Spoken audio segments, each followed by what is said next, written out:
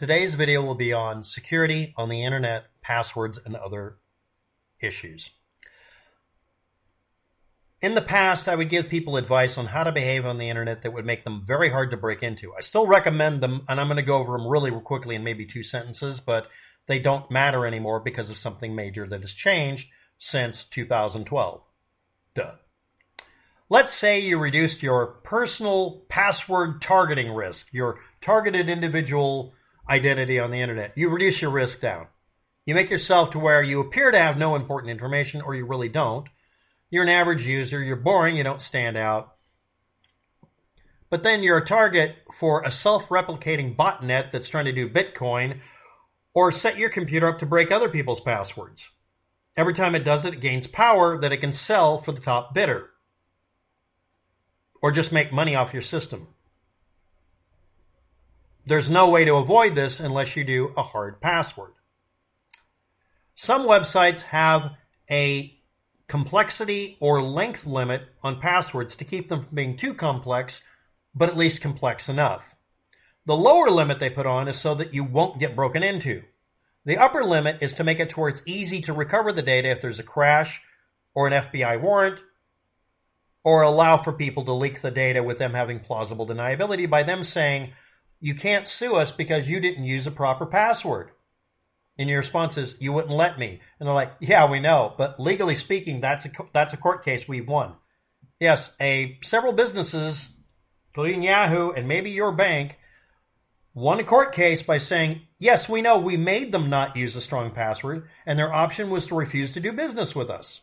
They didn't, so they've tacitly acknowledged that they're not allowed to have a hardcore password, but we're not responsible because they kept using it. Yeah, it's bullshit, but that's what happened. The other reason they may not do it is key escrow and a bunch of other things. You might want them to, under court order, give you your data back. That actually has become a problem. But aside from lawyers and evil ones, let's move on. 6 characters minimum. You might have heard this before. You have to use upper and lowercase characters, numbers, and symbols, sparingly or liberally. And you can't use any 3 characters from your login in it if you're on a Windows machine, because that matters. Or the website name, or some other rule. And some websites will say you can't use that password and refuse to tell you because it's been used so much that they know it's going to get tried quickly. There are entire lists of commonly used passwords. And they're frighteningly stupid, and all of us have used those. But let's go over this. What do these really refer to? Let's figure out what good these are. This is the majority of keyboards, no matter what language they're in. The majority of computer systems, because they all have to use, on some level, they will use English language kind of terminology in them. So they're all kind of stuck with kind of English language and kind of an English language keyboard adapted. You got 10 numbers. That's almost universal everywhere on the planet. And upper and lowercase characters that are based on 26 of them. And you may have anywhere from a few to a large number of special characters or symbols. 33 to 40 are the count you find on most keyboards.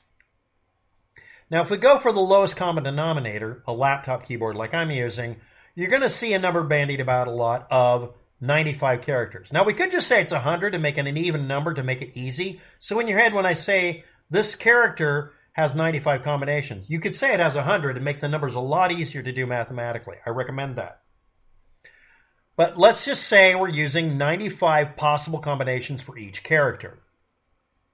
That's a lot like on YouTube, the video URL at the top will use numbers, letters, and punctuation. That gives each character almost 100 combinations for each character. If there's 10 characters in a row, that's a lot of combinations. 10 to the 100th power. Okay? But it makes it easy in your head, maybe. But let's go on. Let's use 95 because that's what everybody else is using. Now we're going to bring up XKCD's 2011 comic that was posted online. It's commonly called Horse Battery Staple Correct, or some variation of it. And it compared the number of guesses for that, taking 550 years, and having, quote unquote, a practical measurement of 44 bits of entropy. versus 28 practical entropy bits and only taking 3 days to guess for the word troubadour done in leet speak. That's where you substitute numbers and letters back and forth, like O becomes 0 and 0 becomes O. Now that was 11 characters wrong, and the other one, battery, staple, horse, correct, or whatever combination, is much longer. Make a long password, make it easy to remember, because you probably just memorized it without wanting to, instead of troubadour trying to figure out how they typed it. Okay. Now that was at 1,000 guesses a second. If you're not aware of why that number seems really high or real low, depending on what you're looking at, over the internet, having a computer attempt to hack into another computer, you're eventually going to hit a limit where it won't let you try the password again.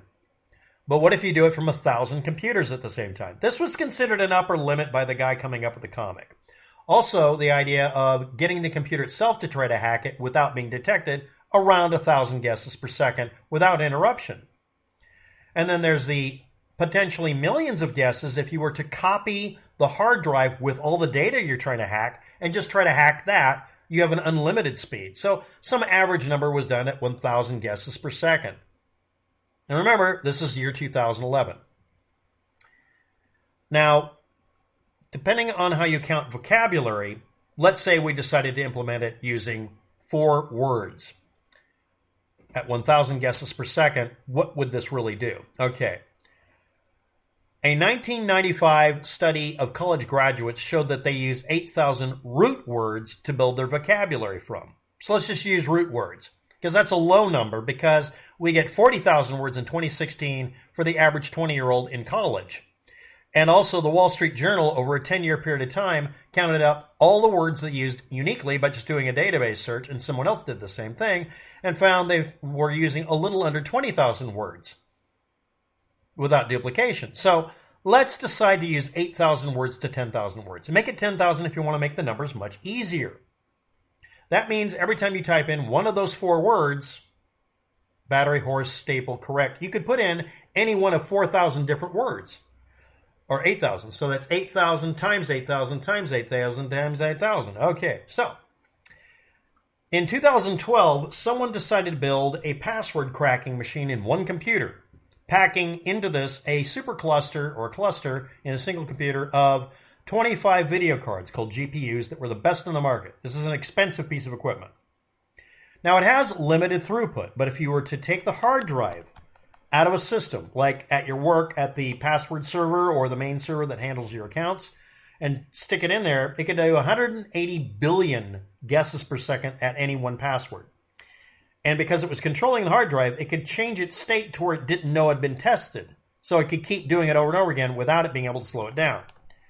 It could crack any computer login password in under 6 hours from a password database on the hard disk by testing it against widely used one-round, plain or solid algorithmed encoding and decryption of password login pairs. Here's your password, here's your login. Stick them together. Run them through the MD5 algorithm to create a hash.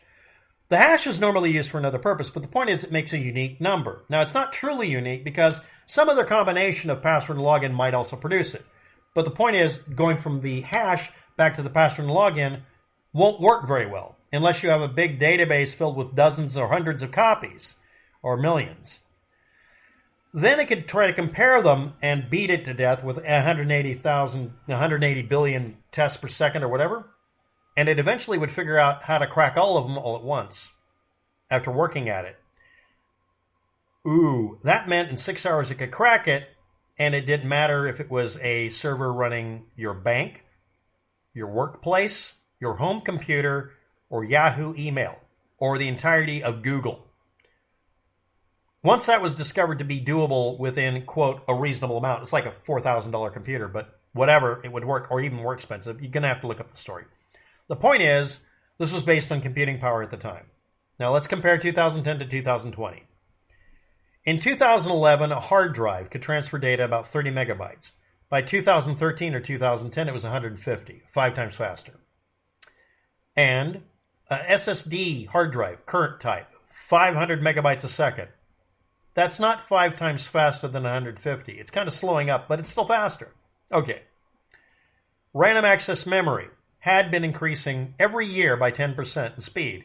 And it kind of stopped doing that, but we have anywhere from 12 to 20 gigabytes a second. Okay, that's the range from 2011 top end to current, mid-range. Processor speed was at 3 gigahertz in 2010. That's CPU, not GPU. Now it's 5. GPU speed, I can't even find a definitive number on that. Since it's done through a GPU, the random access memory limit becomes the problem. You copy the entire hard drive to RAM to get rid of the hard drive bottleneck because 12 gigabytes a second is better than half a gigabyte a second. You have a huge RAM array over here. You have a GPU pile here. You have a bottleneck in the motherboard, but it's not as bad as the hard drive. So instead of 180 billion guesses per second, it's 220. So it's not much of a difference. So battery horse staple correct is still applying. So let's look this up. If you wanted a password made from a sequence of words that you could easily memorize, that would be almost impossible to guess, that wouldn't be any problem for you to type in really quickly, while you would be avoiding and need to avoid correct grammar because that would limit you.